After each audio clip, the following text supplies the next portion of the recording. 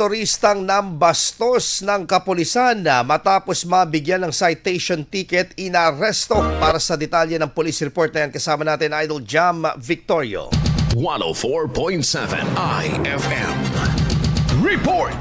Napilitang arestuhin ng kapulisan sa Bayambang ang isang lalaki matapos umanong mambastos at questionin ang legalidad ng panguhuli sa kanya nang mabigyan ng citation ticket dahil sa hindi pagsusuot ng helmet alas 5:30 ng umaga noong Linggo, Pebrero 15 sa Barangay Zone 1. Ayon sa investigasyon, nahuli ang suspect sa isinagawang checkpoint sa lugar, ngunit sa halip na tanggapin ng paglabag, kinestyon pa umano nito ang mga kapulisan at iginiit na hindi pa saklaw ng oras ng panguhuli dahil alas 6 pa ng umaga umano ito dapat magsimula. Hindi pa umano tumigil ng suspect sa pagbibitaw ng mga nakakabastos na salita laban sa mga personnel, kaya napilitan ng mga ito na arestuhin siya. Bago ang nasabing diskusyon, nabisto rin umano na ang suspect ay nasa impluwensya ng alak. Kasalukuyang nasa kustodiya ng kapulisan ang suspect at haharap sa kasong paglabag sa Article 151 ng Revised Penal Code o ang disobedience to a person in authority. Kasama mo mula dito sa IFM Digupan, ito si Idol Jam Victorio. Tatak, IFM.